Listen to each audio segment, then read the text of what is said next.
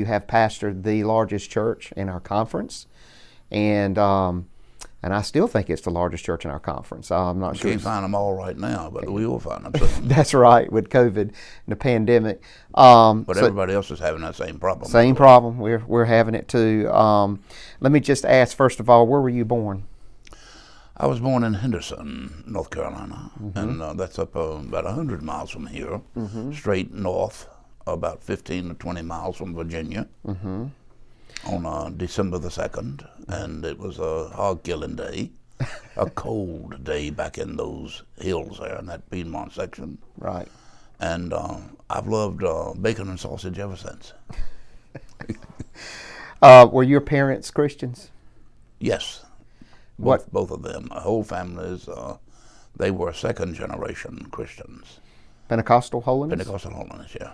What church? At South Henderson Pentecostal Holiness Church. Who was your first pastor that you remember? The one that I remember would have been Paul Stanley. Let me tell you about Paul Stanley, right out of, if I could, out of my heart.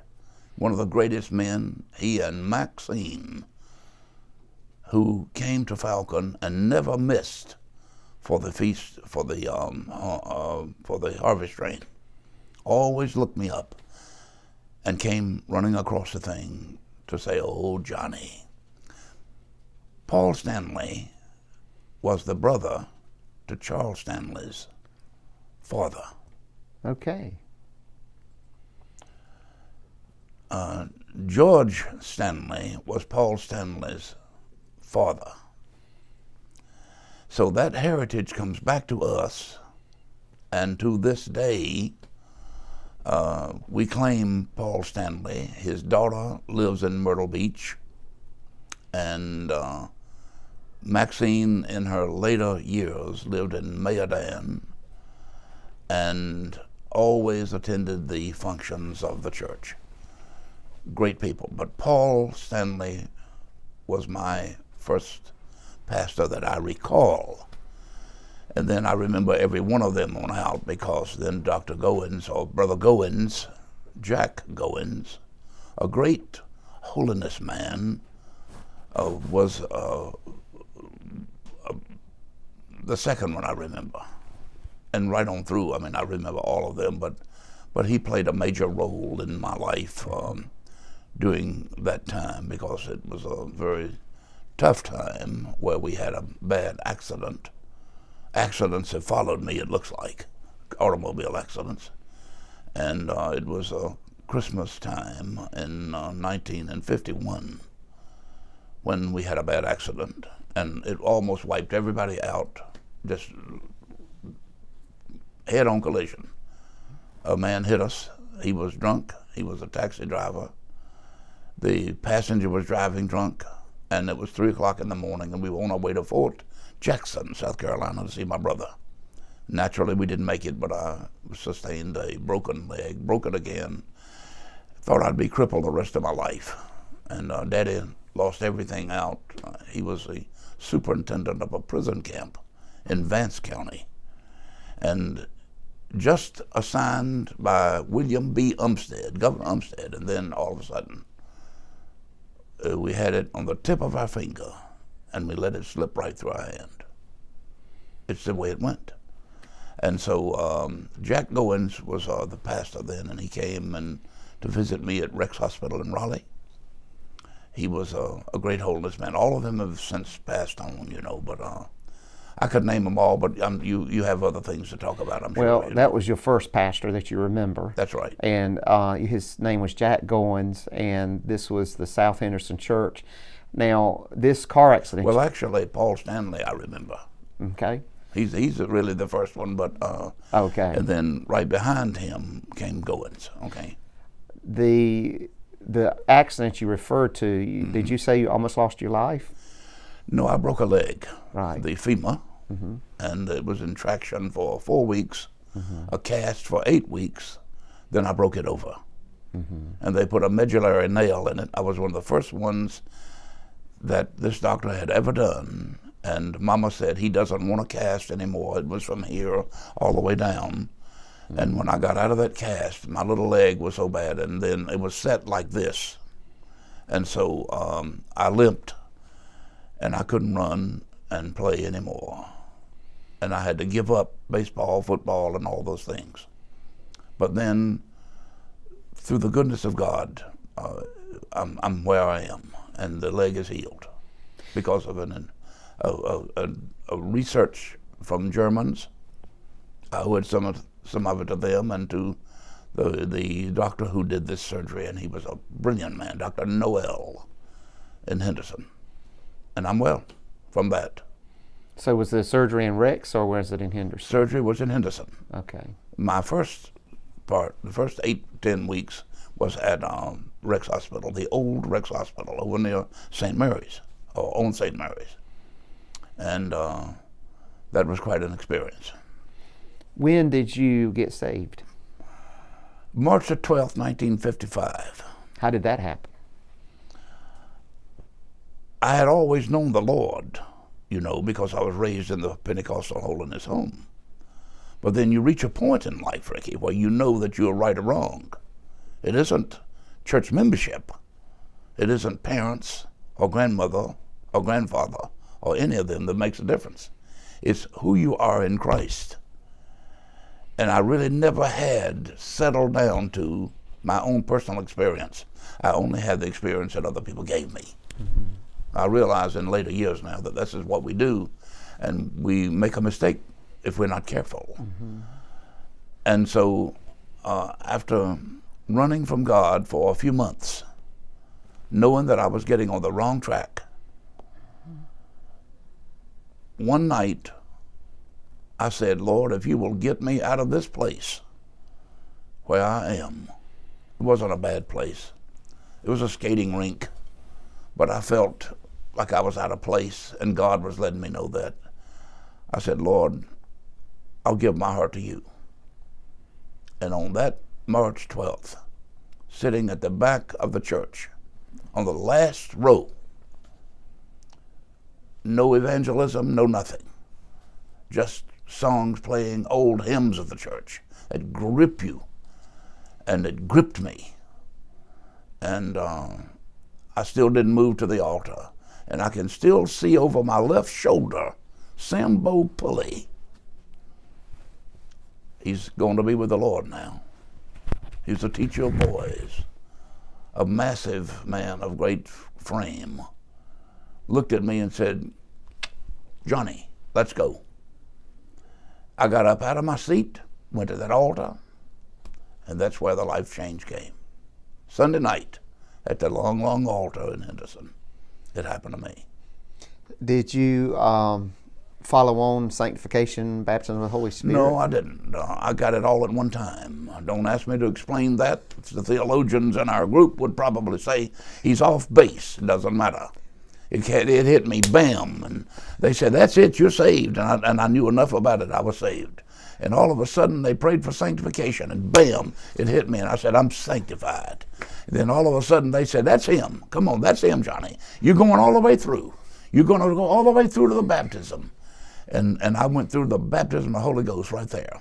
And in a matter of 5-10 minutes, I was already there, and I was there ready to go and ready to do anything the Lord wanted me to do. Never been the same since. Not perfect, far from it, but I know that I'm different. When did you discover the calling to preach? Now that calling to preach, Ricky, was it was not a thing where you're walking down the railroad track and God says, hey, son, I want you to preach. There were no letters in the sky that said, go preach. I felt it through my association with my pastor, Dewey W. Kerr, Kerr. He was the greatest man in my life. He was my mentor. He could do anything. I was only about 15, 16 when he came to our church. And he took me everywhere that he went for board meetings. He took me to fellowship meetings. I became his friend. and he became my friend. And I will never be thankful enough that God put that man in my life.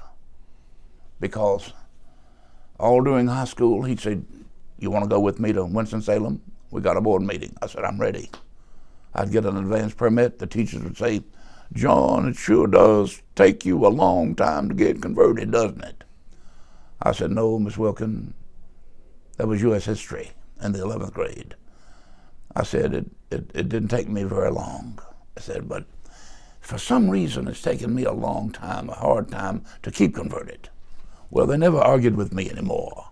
We had quite a time, and I went on and finished out my time there. But then the Lord seemed to drive me into a corner to say, you ought to do a certain thing. But I wanted to do something else. I wanted to be an attorney. I wanted to be a lawyer, because God had blessed me so that even at 14, would you make that 12 or 10? I could, they said, "You can out-argue a Philadelphia lawyer, son." And so I said, "I think that's what I want to do, is be a lawyer." And I fought God over it. I said, "God, I've got to do the attorney. I've got to do it."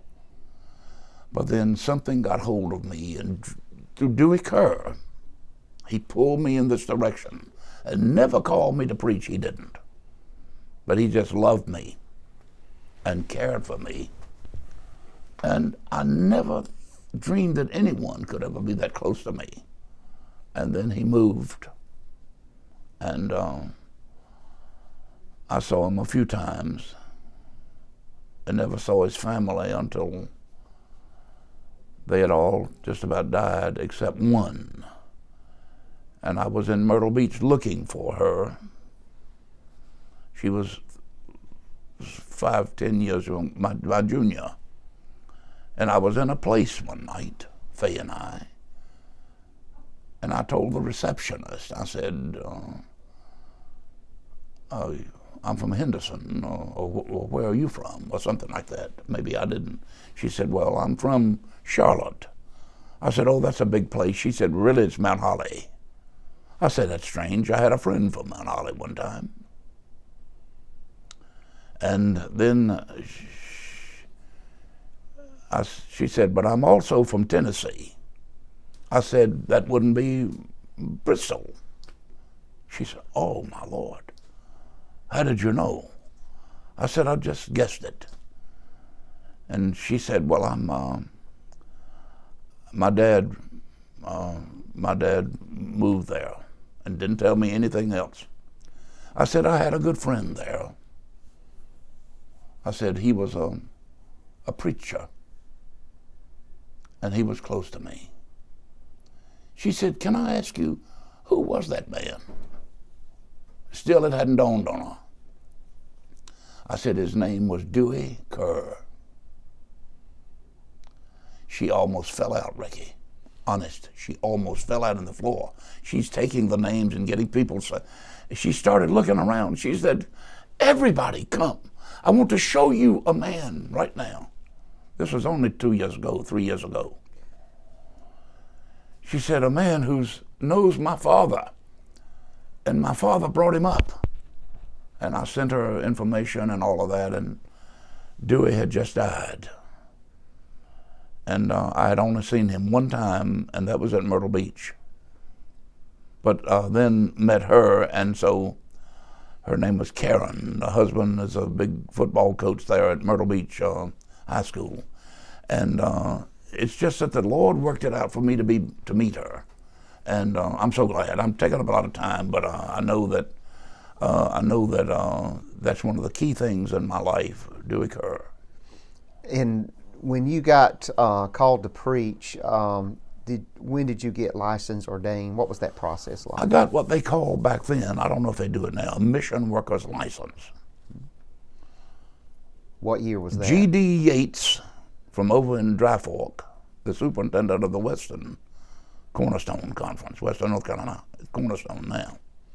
He issued them to me along with Dr. T.T. Lindsay, the late Dr. Lindsay, who was a professor at Holmes Bible College. and who pastored a church in Durham at the Hyde Park Church. Great man, Dr. Lindsay. And they gave me my mission worker's license. And they said, now son, stay true. A lot of people start, but not many finish. Be a finisher. Well, here I am, how many decades later, where I'm here anyway, still going strong. And 53 years at my church that I went to pastor for only 2 years, and it's lasted 53. And the Lord is so good. But the mission worker's license is what they gave me. I'll stick to my topic. They gave me, and so I said, well, what can I do? I'm only a kid, 15, 16 years old. So I decided that I would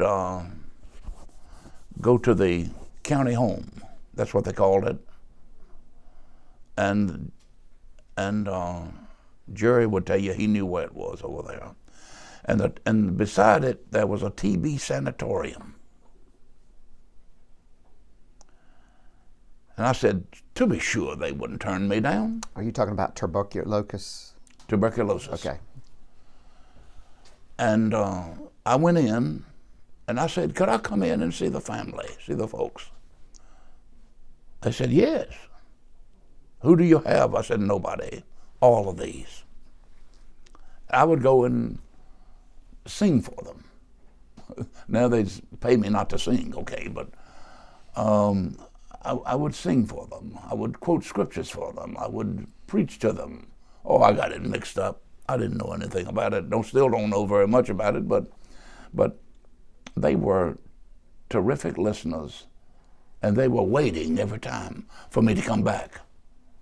Touch many a one with my hand. Touch their hand, touch their shoulder. Never thought one time about putting on a rubber glove. Never caught anything. God is so good. And that was enough. It wasn't enough for me. I was still just getting into high school now. And so I said, well, maybe I can do something else. And so I went to my church and I said, let me have the keys to the church at 4 o'clock, 3 o'clock, whatever, on the afternoon, on Wednesday afternoon. They said, what do you want them for? I said, well, I want to have church. They said, give him a key and let him have it. So I've had what we call a youth hour, and I went to the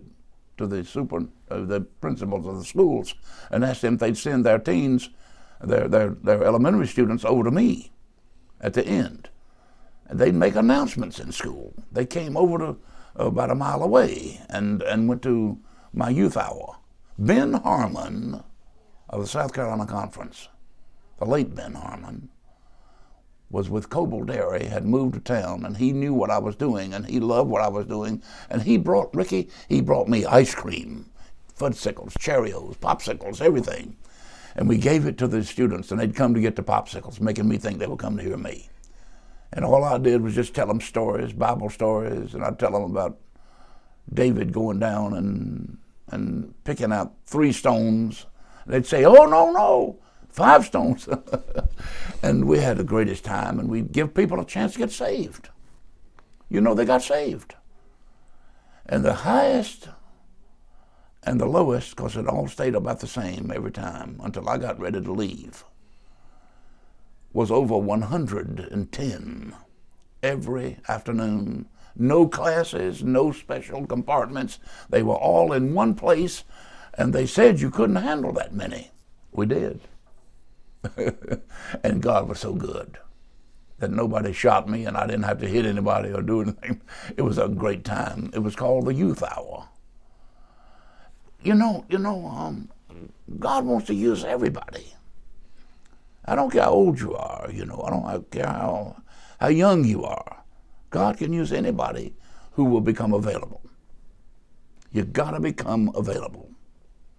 And if you can stay that available, God will use you. Anyway, that was mine. And then, of course, in the college, I went and preached at the jails in Northwood, Georgia, everywhere. Anytime a door was open, I took it.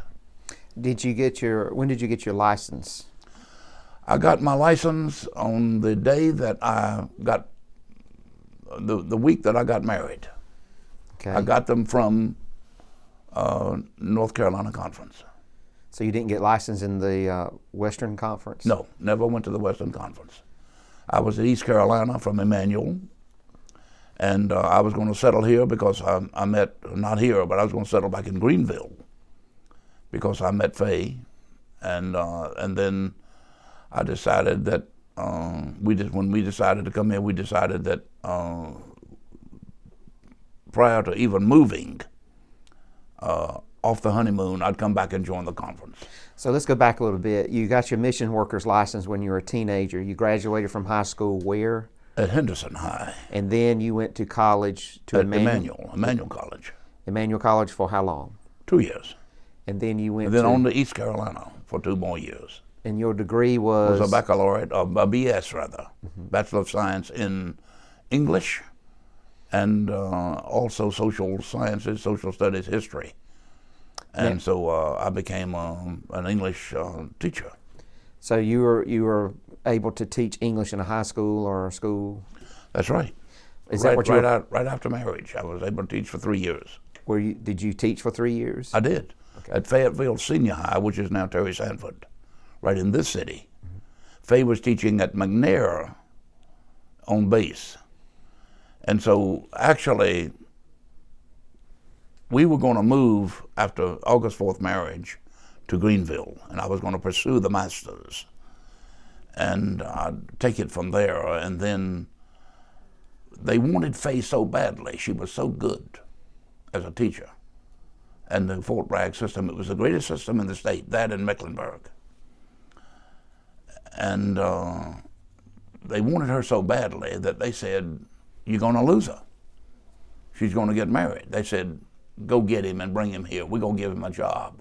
So they actually, I think, just really gave me a job just to keep Faye, you know.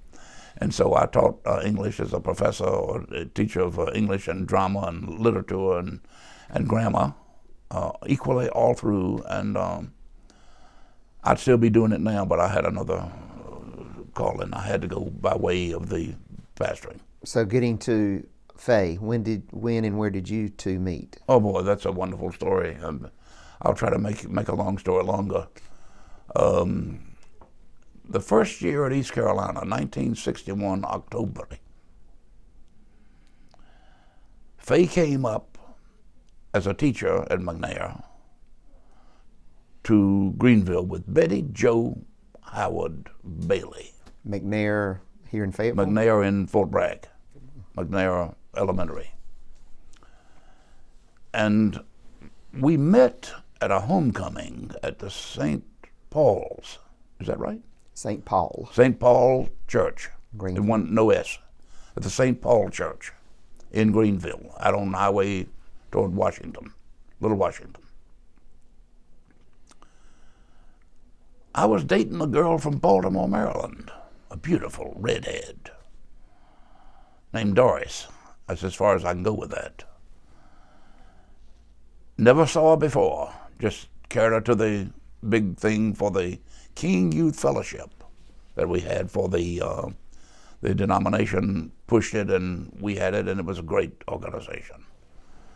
And it, by chance, Ricky, I would sit across the table, the long tables, that they did so well. I'll tell you, JT and Earl and all of those guys, the Hoyles, they really fixed a great spread. JT Williams. JT Williams, T-Bone, East Carolina running back. Boy, what a great man. He and Virginia were great. And Johnny, and all these men I knew. And Earl Spain, they were just great people. And I sat across from this woman, tall, 5'7", 8", beautiful brown hair, sparkling blue eyes, a date sitting beside me, of course, and I look in that woman's eyes, and I said, that's it. My search is over. On the inside, I said, she's got to be mine. I told Glenn Bailey, the late Glenn Bailey, you know who I'm talking about, who introduced me to her. I said, Glenn, I'm going to marry Faye. He said, okay, Johnny. He said, we're going to Fayetteville first. Let's go down there. And we went. She said, Betty Jo said, will you date Johnny when he comes? She said, absolutely not. She said, Glenn, she said she would. And we went one time, that's it. And then the day or month or so that I got out of school, straight through, June I graduated, and in August I was married to Faye. And then I joined the conference on the day that I came back. And then I was ordained later by Joseph Simon. He put those hands on me, began to talk in another language. Oh boy, it was something. And to think that that man laid his hands on me, it was a commitment I made. Not just to a church, but to the ministry of our Lord. It's got to be that. I mean, I think folks have a right to be churchy if they want to, but mine was to the ministry of winning souls. I had to go for souls. What positions have you held in the Pentecostal Holiness Church? They elected me to the youth board one time, Christian education. Here in the conference or in the denomination? In the conference. Okay. And that was 2 or 3 years. It was very short-lived, but it was enough. And then I held no more positions to my knowledge, except I spoke for the denomination in different churches and conferences and camp meetings and everything throughout the country and around the world, from Hong Kong to India to Philippines, Africa, down in the Mediterranean, down in the Caribbean. So these are IPHC events? IPHC connections, most of them. Some were a little connected with others, but now the general board, didn't you serve on that? And then I served on the general board as the pastoral representative. And I served for 8 years. And then they would have let me be up for running. But I told them that I felt that I had a while to go with the church, and that at its growth and at its place, they needed Pastor more. And I want to be with my grandchildren and all that, and now they've gone on up and gone, you know. Mm-hmm. But I enjoyed that time, especially that time, moving with them from Korea to California to Canada, all around, you know. I really enjoyed it, and I tried my best to give everything that I could to the pastors in this denomination. Now, you spoke of J. Floyd Williams a few minutes ago off the camera. One of my heroes. One of your heroes. Oh, boy. Can you describe your relationship with him, your memories of him briefly? I met him in college. I heard him preach. He preached from a little New Testament, much smaller than a little Gideon one, if you know the little ones. And one night, he took the book and held it up like this. And he said, "Hear the word of the Lord." He said, down in Matthew, or whatever it was, he said, I'll give you an example, he said, "What think ye of Christ?" And laid the book down, and with no hands or nothing else, he ran it on like a Williams Jennings Bryan. He was phenomenal. I heard him preach at Person Street. You know, that's here. It used to be. And it was at a funeral that I had the awesome privilege of attending for John W. Berry. Now that would be the lawyer's father and Bev Berry's Their children come here. A lot of them, Joe and Audrey and all of them. Would that be Lila Berry that Lila founded? Berry's grandchildren, and Lila Berry's son comes here. He's living, Bev. He's a great man. And at that funeral, when it came Floyd's time to preach, he stepped up to the podium and said, I could say of John W. Berry that he was like Abel of old. He gave a more precious and perfect gift as a sacrifice, and God imputed it to him for righteousness. He said, I could say of John W. Berry, as was said of Abraham, he looked for a city not made with hands, whose builder and maker was God. And I could say of John W. Berry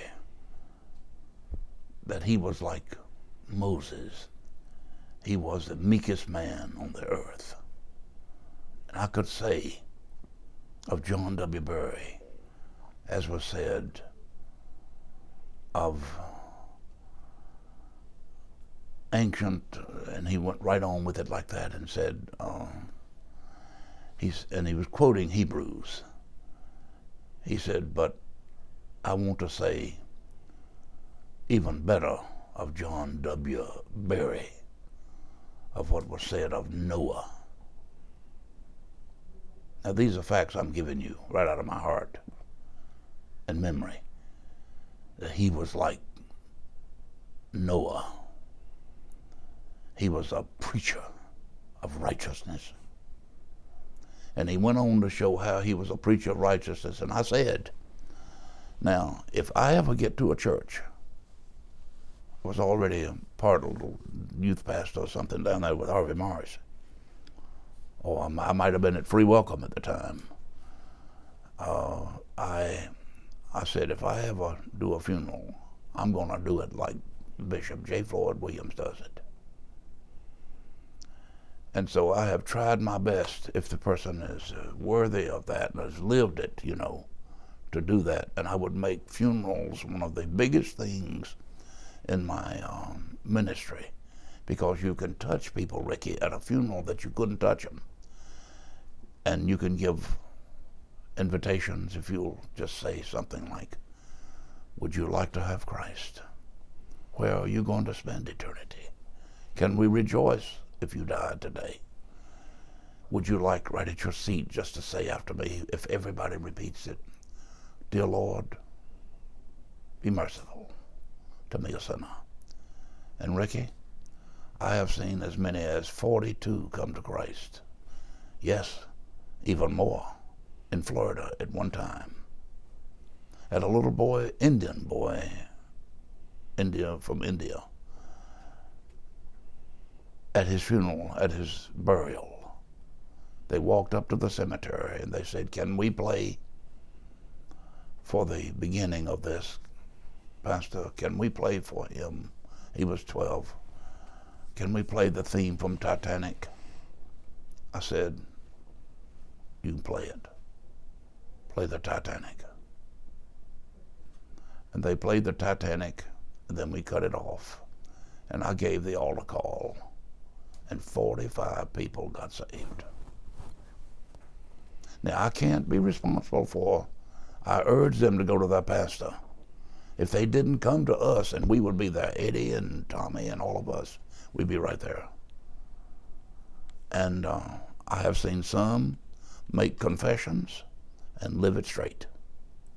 Many of them, and never look back, all the way through to discipleship, like Rick Richards, and like Larry down there, Rubinowski, like Bobby Nanny, like different ones gave their heart. Bill Malden, Cal, my secretary, her husband got saved like that, walked right out at Jernigan Warren and came down and got saved and never looked back.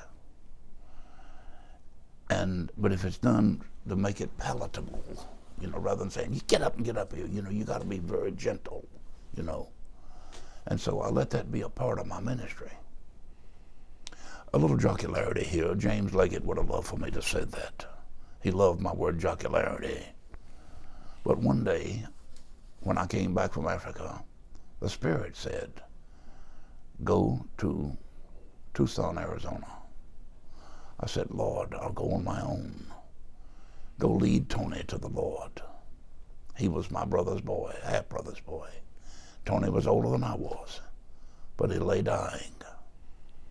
When I got there, I flew into Phoenix, stayed 1 hour after going an hour and a half or 2 hours down to Tucson. And in his house, at his bed, 1 hour is what it took. And I told him about Jesus. He himself was a country western singer and had been an airman. And he was in his 70s. And I said, Tony, I may go before you. I said, but because of what you're getting ready to do, you're going to have 1,000,000 years plus, eternity. And I said, you never know.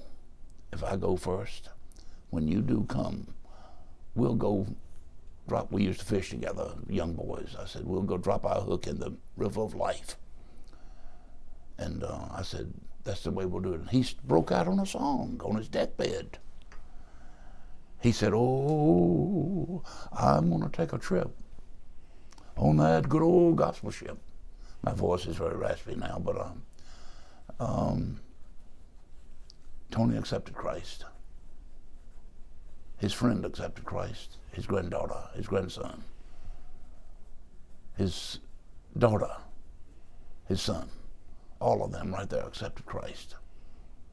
A month later, at Christmas, they called and said, Tony's dead. Daddy's dead. I said, well, you gotta bury Tony now and make sure you do it triumphantly. They said, but you don't understand. We want you to bury him. I said, it's 3,000 miles. I never asked the church to pay 1 penny of it. They never did. I paid it myself. Both times. And I made my way there sick. Oh, I was sick with bronchitis. I had a little jacket on like this. And we met in the cemetery downtown, right out in the open with beautiful wrought iron fence around it. And I looked sitting there, 64 men from the VFW were there. Now this is a true story. It's only been about 5 years ago. And they were sitting there. And I said, well, Debbie, or Tammy, fixed Tammy had the music, plugged it in, and I want you to know what she played. It was For the Good Times by Ray Price. Now, I know it's not a hymn, and I know you could have said, well, you shouldn't do that. I'll let it go. And when Ray, he was his favorite singer, you see, and he himself had sung that song many times.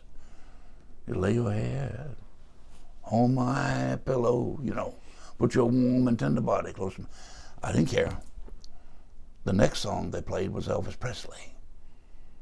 And it was How Great Thou Art, When Christ Shall Come. I preached about 10, 15 minutes in a cold, brisk morning. And I gave the altar, Ricky, it's the truth if I've ever told it. I gave the altar call. And 64 of the 64 accepted Christ. Now, if I could have just done it, I could have quit my church here or gone there and satellite and set it up, because I had other friends there and I knew I could have drawn them. And I don't know why I didn't. I could have set up a church right then. My failure. I've never been back.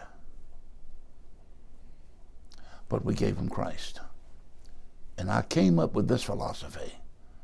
It doesn't matter what's playing, what song, anything else.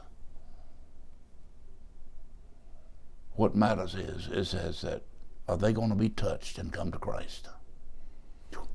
So it's something else. I'm sorry to get so long, but I mean it's at funerals, then you make it a point to press people into accepting Christ. I win many souls to Christ. Right.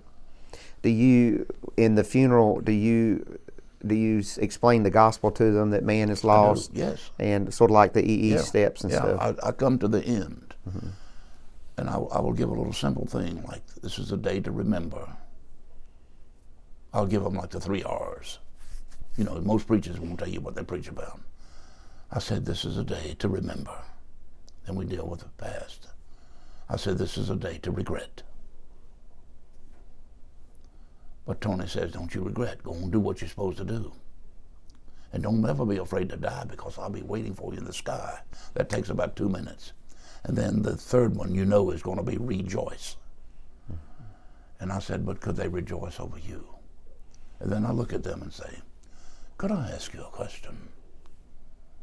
What's it going to take to bring you to Christ?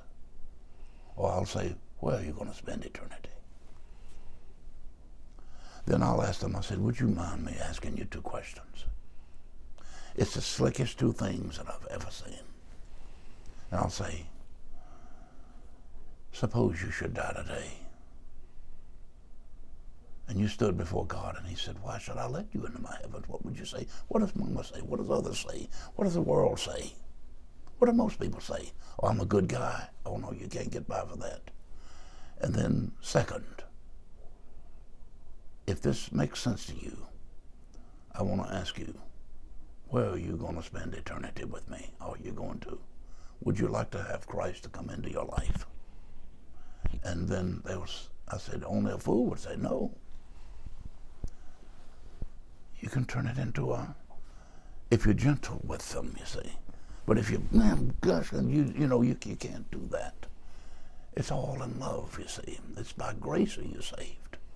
You seem to have a real passion for souls. I have a passion for souls. I just looked at notes today for the message I'm preaching Sunday on Let the Church Be the Church.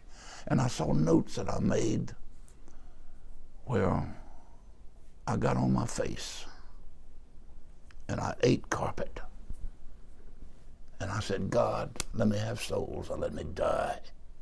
Tell me about the Northwood Temple story. When did you come? 68. In 68. What brought you here? Did you let's go back. Did you pastor? You said you were a youth pastor? I was a youth pastor for Harvey Morris for 3 or 4 months. Where then at? I took a church right here at Person Street. Okay. And then I went to Whiteville to Free Welcome, and I stayed there for 2 years and 3 months. As pastor? As pastor. So this and is I not was your teaching English, and I had indefatigable strength. I could go, didn't get tired. Free Welcome, was that a Pentecostal Holiness Church? It was fire baptized. So you pastored Free Welcome, and then from there you came here? To Whitley. To Whitley? Whitley for 2 years.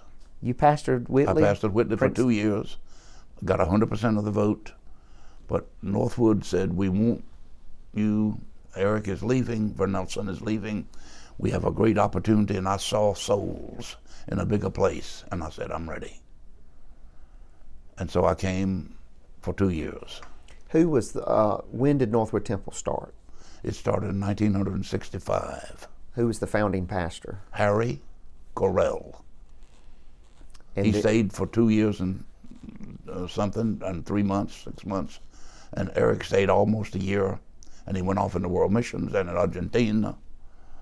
And then I came. So when you say you came, did you get a call from the superintendent or? No. It was a Givers Conference. And I think Billy Wellens and Ada Lee and Flo and all of them, Miss Thurman, all of them, they talked about it, and Brother Lee, J. Donald Lee, sent me here.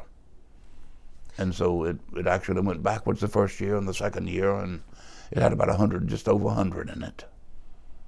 But I loved the people and went to visit them and visited time after time and worked with them.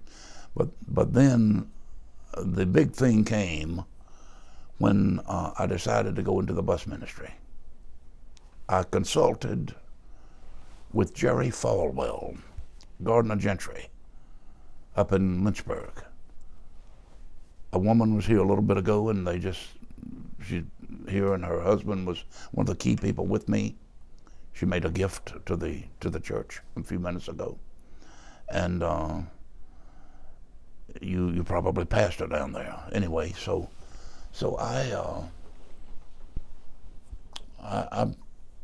bought a bus, clunker, bought another one, a clunker, filled it up before we get it, and put as many as 200 in one bus. Made 2 or 3 trips out to get those kids, and we had them coming out of our ears. And I decided not to go so heavy for it, because everybody said, let's stabilize what we've got. And one night at the Western Sizzling, when I told Eddie Morris this, my former conference superintendent, one of the greatest men, leaders of this denomination, of any denomination, I said, Brother Morris, I said, I'm thinking about just trying to take care of what I've got right now and just holding off. He said, my boy, he said, if you stabilize and you stop, you will never get started again. Don't you listen to anybody like that. Go to it. I went to it again. And we doubled again. From 103 to 208, just like that, right on up to 400 to 800.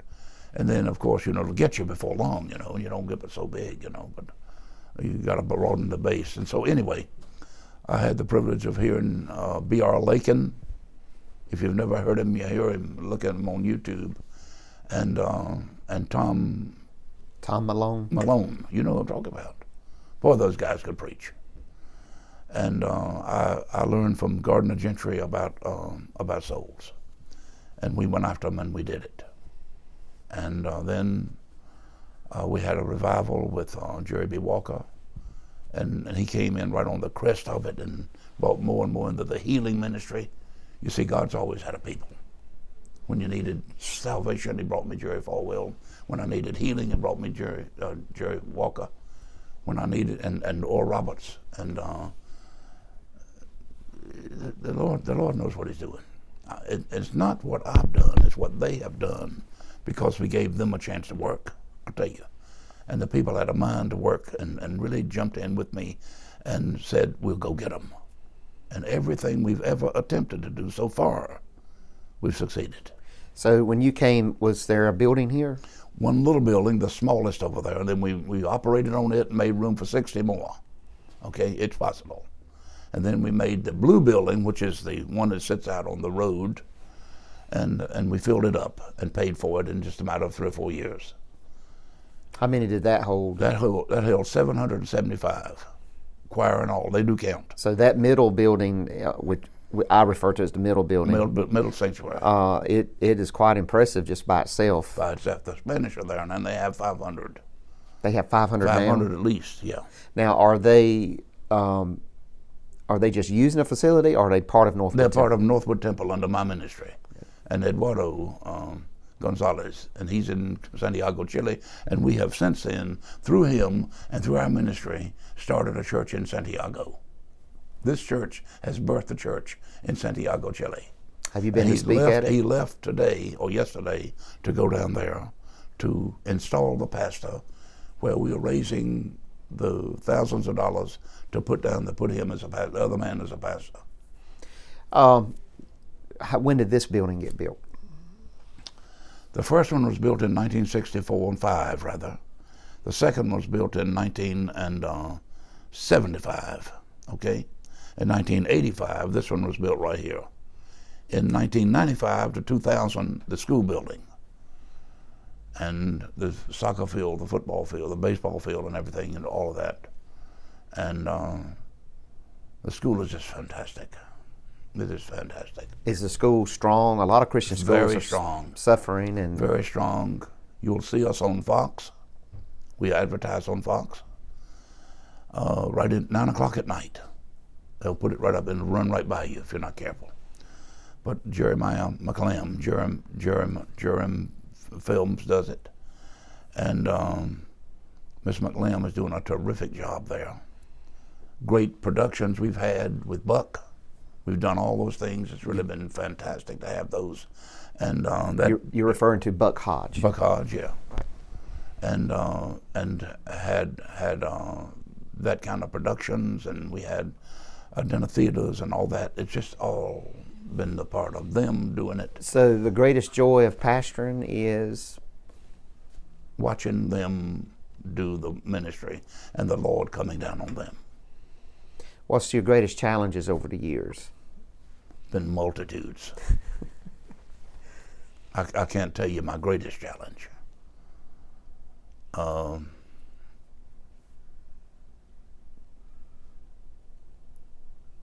Money comes in when you need it. People are out there and they're ready. I'd say that my two greatest things maybe would be expectations. What do people expect? The humanity comes out. And probably the next is separation. I never said it before like this, okay? Separation as in when people leave the church? Die. So And leave, but die. Die and leave. So you think... I've done 1,100 almost funerals. But, you know, you think of a church this size, you think it wouldn't bother you if a family left. Oh, it tears my guts out. It's even at this size. At this size, it tears my guts out. Why is that? Well, you build an affinity with them. It's not that they can't go somewhere else, in California or wherever, or go to Snyder or whatever it is, you know. People go where they want to go, but they give me plenty too, you see. Folks are nomadic, you know. And we live in a day when there's not many people who are very loyal. You know that, don't you? They aren't loyal today. They can be with you today and just make one groan wrong, and they'll stand in line a lot of times to kick a hero. In building the church, what role did you have in like visiting the people? Because you hear a lot of church growth experts will say, well, pastors shouldn't visit people and things like that. I'll give it to you. When I first came here, I visited everybody in the church, whether the husband was there or not. I can't do it today. It's a different day. Drank coffee with them, prayed for them, listened to them. When I got down to 10 years, 20 years, 30 years, 40 years, up until now, we only had one family to leave us because I visited personally. Personal visitation is the greatest thing, but you can't do it now, you see. Right. And I haven't been to the hospital in quite a while now. So what we do now is we make calls and we say, we're here to help you. What can we do to help you? We'll make it happen. I just called Olga today. Wade is on the ventilator. She says it looks like we're going to have to pull the things off. And I said, I'm crying for you right now. You know, Ricky, I really believe that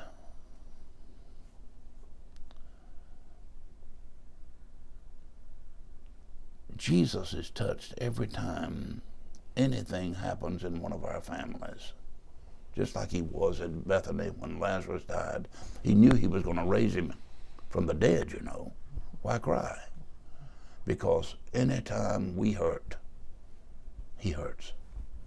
And he weeps. And if we are so strong and so high-minded as preachers that we're afraid to be seen when we hurt or when we cry, we got some learning to do. Now, I've learned a little bit. I'm learning every day now, more now than I did then. But one great thing a man asked me at Myrtle Beach one day when I went into a church growth meeting. John, he said, you just had your 40th anniversary. He said, how about, could we ask you, what is the one most paramount thing that you've learned over these 40 years? Can I give it to you? Please. This is what came. I hadn't planned. I didn't know I was going to say anything. It was at the Marriott. I said, at the very moment or once when you think you've got control of it. You just lost it. You're never going to get control. And I told that one day to a singer named Steve Green. Do you know him? Yes, I'm familiar with Steve Green. Steve Green was walking with me here, and we were walking about, and he said one day, just before he went on to sing and speak and everything, he said, John, he says, you know, I don't think that we were made to have control of it. And that is the thing that the Lord has spoken to me about recently. And that's why I preach it so strong, that I am very presumptuous when I say, oh, I got all these ideas, man. I got an idea of my church. I got some plans, man. I don't have any. Honest to goodness, I'm so sorry. But I don't have any vision. It's his vision. I'm here just to say, bring it to me, God. I'm ready to go, okay? How can I say what this church has got to have when it's not even mine? You follow what I'm saying? Now, you know, you gotta be up and at 'em and all the time and read and pray and think and all that stuff. You gotta be smart. But it's his church. He's gonna take care of his church. And recently, about 5 weeks ago, folks were asking me, what's going to happen to the church? What about when COVID goes? What about? And the Lord hit me with it now. And it was confirmed in my faith by Bill Gaither that I don't go hear him sing much. But the Lord spoke to me and said, what is that to you? He says, you follow me. He says, and I will build my church. And then one night later, I saw Bill Gaither step out, and they sang that song, Let the Church Be the Church. Let the anthems peal out. Songs of victory swell. The church triumphant is alive and well. So I set about getting that, and Buck was going to Thailand, and Sarah Williams was here from over at Falcon. You know, she works with us here. And I said, get it. And she and Cecile helped to get it. Cecile Booth, another great key here, along with Buck on that. They got this song and taught it to the folks. And they broke in on Sunday morning, and they had a speaker Sunday morning saying, God has always had a people. I believe he's got a people. I believe he's got you and me, brother, all of us, and everything's going to be all right. Well, we've maxed out our time. We maxed it out. And I want you to know that before we close the video, what would you, just out of your heart, if you had some young preachers that were getting ready to start pastoring, what would be some things that you would say to them, just out of your heart? What would you say? I'd say the number one thing I would do before I ever went to pastor any church would be to find a place. It's my own private place for praying. Not just a little saying prayers, but a place where you can pray and get a hold of God. And then get a prayer partner for you somewhere out there that'll pray for you. Much like that crippled girl did for D.L. Moody when he went to New York, and in one of those cities he was leading people to Christ and led 1,000 out of 50,000 souls, out of 10,000 souls to Christ. And she said, I couldn't let you down. It's all I can do, but I'm here on my bed praying for you. And he said, that little girl prayed him through. If we, as preachers, can pray, I believe that's the key. It's more than books. Read books. Read all these. Go to see other people. Link on with somebody who can be a good coach, who can do these things. And then learn to originate. I mean, not to and imitate sometimes, but not not to duplicate. Let them have their ministry there, and let's be good at what you are, and let God work it with prayer. I believe that would change more preachers and more churches if we could just learn to pray. That's what I believe. And then read and go places that are good, that feed you, But you're going to do that anyway. But as Bishop Windley used to say from Harlem, Hedgpeth, praying's hard work. He said, you can get them to sweep floors and cook chicken, peddle chicken, he said, but you can't get them to pray. The praying preacher is what we got to have. Not just to pray prayer, but to pray. E.M. Bound said, desperate prayers. You, thank you so much for this. Did you ever meet James Kennedy? I knew him. I've been in his church.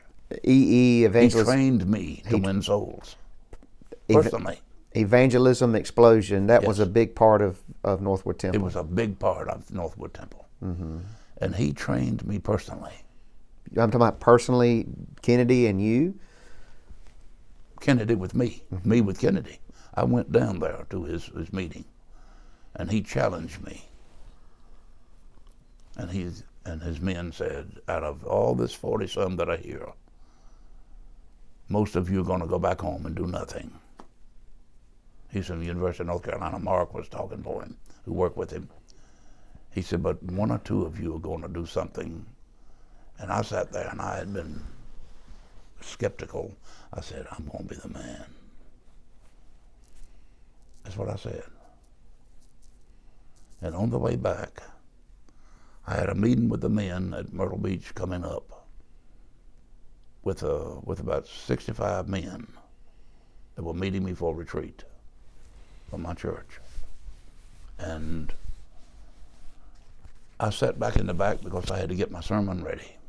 First, got to get the sermon, I sat back there in the back, and in a few minutes, a book of matches hit me. And I looked up, and it was the man that went with me, John Griffin. John's Baptist, and he's in a Baptist church now, but he's a member here too. He lives way down below Lumberton.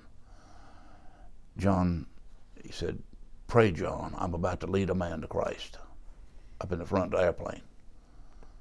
I got back to the books, another book of matches. Said, pray, John, I'm about to lead this other man to Christ. I got all my little stuff up, my notes, and I don't remember what it was I was preaching on. I'd been getting it, though.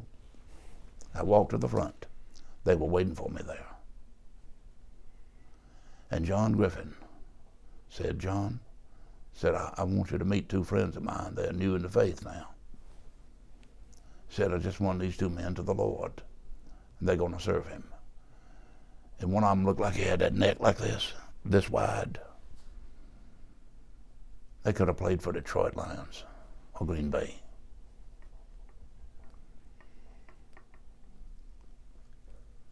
And one of them had on the ring for the Super Bowl.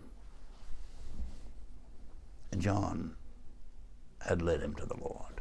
He told me something. And Kennedy taught me something too, because at that meeting that night, he said, we're all going out now in threes and we're going to win somebody. I said, yeah, he's going to send everybody out.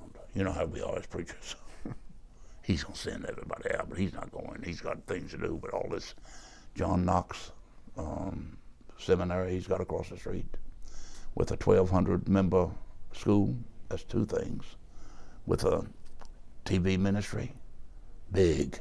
With a radio ministry, Times That Transform us, something like that, and the church. I said, he's going to send somebody out. But when the time came, he said, now let's go out and get them. Kennedy rose and took his two people and went out, and he didn't come back until he won somebody to Christ. Well, thank you so much. I appreciate you. You all listen to me, and I pray for your ministry, and I pray for this conference. I pray for the superintendent and his assistant and all the board. Father, I pray that you'd let a revival sweep over us.